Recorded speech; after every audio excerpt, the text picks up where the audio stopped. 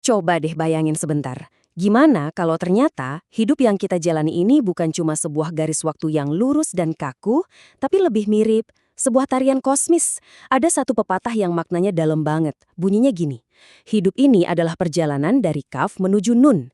Nah, waktu huruf kaf dan nun ini digabung, dia ngebentuk kata kun, yang artinya jadilah. Ini benar-benar metafora yang luar biasa. Manusia tuh nggak didesain buat cuma pasif nerima takdir. Kita justru ikut mengeja huruf-huruf kehidupan kita sendiri. Di sesi eksplorasi kali ini, kita bakal ngelihat gimana prinsip penciptaan dan kesadaran spiritual ini ternyata bisa diaplikasikan ke sesuatu yang, ya, mungkin kerasa paling kaku dalam hidup kita. Hukum negara. Selamat datang di sesi penjelasan kita hari ini. Kita bakal ngebongkar sebuah kerangka pemikiran yang super mind-blowing dan transformatif dari Profesor Klik Wardiono, yaitu ilmu hukum noetik. Percaya deh, ini bukan sekedar teori hukum yang bikin ngantuk. Ini tuh sebuah perjalanan intelektual sekaligus spiritual. Kita bakal diajak ngelihat hukum bukan sebagai deretan pasal yang dingin, tapi sebagai irama tarian kesadaran. Wah, saya bener-bener antusias banget nih buat mandu Anda ngebahas topik yang sekeren ini. Oke, tenang aja kalau istilah-istilahnya kerasa agar melangit. Hari ini kita bakal jalan pelan-pelan ngebahas 5 poin utama. Mulai dari krisis makna hukum, kita masuk ke anatomi hukum noetik, lanjut ke stasiun evolusi kesadaran, metodologi spiral, dan terakhir kita tutup dengan harmoni penari dan irama. Bagian 1, krisis makna hukum modern. Yuk kita mulai dengan ngelihat masalah paling mendasar yang mau dipecahin sama hukum noetik ini.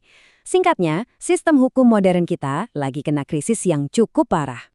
Anda pernah nggak sih ngerasa kalau hukum itu kadang kerasa kayak mesin birokrasi yang dingin banget? Nah, itu dia masalahnya.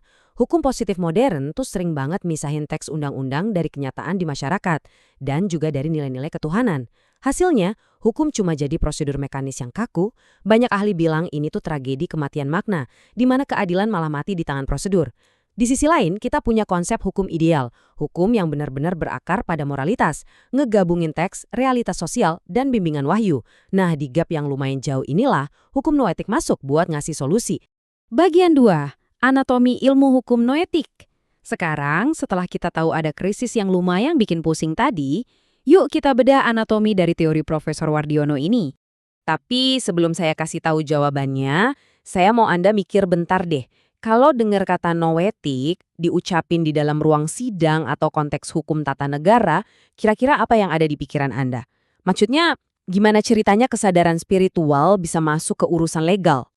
Jadi gini, ilmu hukum noetik itu ngelihat hukum lebih dari sekedar aturan buat nertibin orang.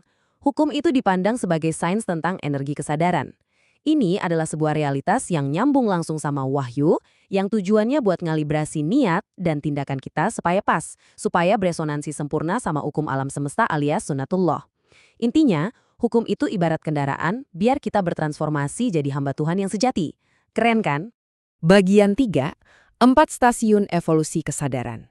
Poin pentingnya di sini adalah hukum noetik ini jalan pakai premis kalau manusia dan hukum itu sendiri terus berevolusi. Konsep ini tuh ngebangun semacam tangga pendakian jiwa. Di level paling dasar ada stasiun 1, namanya syadar. Ini manusia rasional yang cuma mikirin untung rugi dan ego material. Naik dikit ke stasiun 2, kalb. Di sini ego mulai luluh, mulai ada empati ke orang lain. Terus naik lagi ke stasiun 3, fuad, di mana manusia udah benar-benar beradab dan berani memperjuangin keadilan. Sampai akhirnya di puncak, stasiun 4, lub. Ini adalah momen kematian ego secara total. Kita udah nggak mikirin diri sendiri lagi, tapi murni jadi instrumennya sang pencipta. Nah, tiap stasiun tadi ternyata ngasilin bentuk hukum yang beda-beda loh. Waktu kita masih di level share, yang muncul adalah hukum positif yang super kaku. Terus pas kesadaran naik ke kolb, muncul hukum progresif yang mulai berani nerobos aturan demi sisi kemanusiaan. Di stasiun fuad, lahir deh hukum profetik yang membebaskan. Dan tujuan paling akhirnya, hukum sebagai hamba di stasiun lob. Di titik ini, taat hukum tuh bukan lagi karena takut sama polisi atau sanksi, tapi udah jadi bentuk ibadah murni buat ngejaga harmoni alam semesta. Bagian 4, metodologi spiral triadik. Pertanyaannya sekarang, gimana caranya para sarjana hukum atau penegak hukum bisa mendaki stasiun-stasiun jiwa tadi? Tentu butuh peta navigasi kan? Namanya model spiral triadik.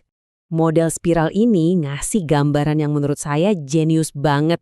Pencalian kebenaran hukum itu ternyata bukan jalan tol yang lurus-lurus aja. Prosesnya tuh melingkar ke atas, kayak spiral. Kita ngebongkar sesuatu, nemu kebenaran baru, terus naik ke tingkat pemahaman yang lebih tinggi dan suci. Di proses spiral ini ada 4 langkah.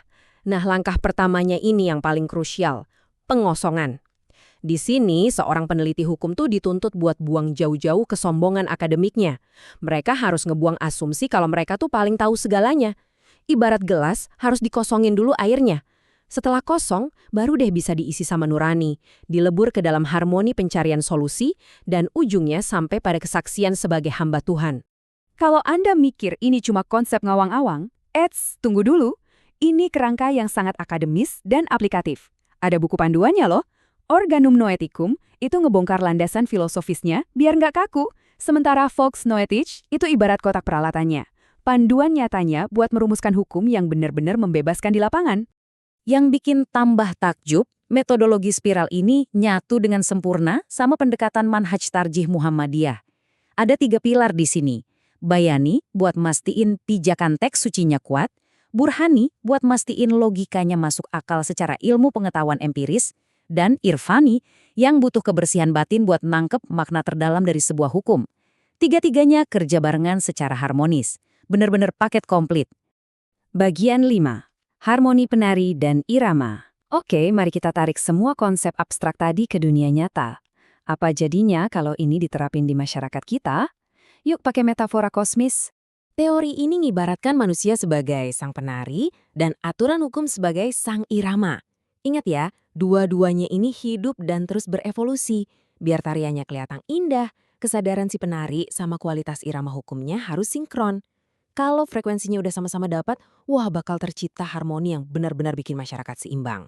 Tapi realitanya kan nggak selalu mulus. Sering banget terjadi yang namanya disonansi eksistensial alias ketimpangan. Coba bayangin, ketimpangan bawah. Ada penegak hukum yang nuraninya baik banget, tapi dia terpaksa ngehukum orang miskin gara-gara aturan teksnya kaku dan buta huruf. Apa kebalikannya nih? Ketimpangan atas. Undang-undangnya udah bagus, suci, niatnya mulia, malah dibajak sama oknum-oknum egois buat kepentingan pribadi. Ketidakcocokan inilah yang bikin hukum kita sering kerasa kacau balau. Buat ngediagnosis masyarakat kita lagi ada di mana, hukum noetik membaginya jadi 3 simpul spiritual. Simpul tatanan itu yang paling dasar. Orang taat hukum cuma karena takut dipenjara. Naik dikit ada simpul ta'zim, di mana penegakan hukum udah digerakkan sama cinta kemanusiaan dan empati. Dan puncaknya adalah simpul titah. Ini momen ketika hakim, pelanggar, dan aturannya melebur jadi satu dalam kepatuhan mutlak pada keadilan Tuhan. Nggak ada lagi jarak. Nah, ada satu hal yang benar-benar krusial buat digarisbawahi. Ilmu hukum noetik ini nggak ada niat sama sekali buat ngeberontak atau ngeganti hukum positif negara kita ya. Bukan gitu konsepnya. Justru, ini tuh jadi semacam sistem operasi besar yang memandu kita buat nafsirin ulang pasal-pasal yang udah ada, terus nyuntikin karakter ketuhanan ke dalamnya. Jadi hukum negara tetap jalan, tapi dengan ruh yang beda. Keseluruhan teori ini divisualisasikan dengan epik banget lewat teori syajaristik atau pohon kosmis keadilan. Hukum yang benar-benar adil itu ibarat pohon yang rindang. Ranting dan daunnya yang kerasa langsung manfaatnya sama masyarakat cuma bisa tumbuh subur kalau akarnya nancep dalam banget di tanah keimanan dan transendensi. Sebagai penutup diskusi kita, saya mau ninggalin satu pertanyaan buat Anda renungkan. Jika hukum sejatinya adalah sebuah tarian kesadaran, coba perhatikan aturan-aturan di sekeliling kita saat ini. Apakah irama sistem hukum kita sedang menuntun kita menuju harmoni kosmis atau justru menjauhkan kita dari jalan pulang menuju Sang Pencipta? Semoga eksplorasi ini ngasih perspektif baru buat Anda. Sampai jumpa di eksplorasi materi kita yang berikutnya.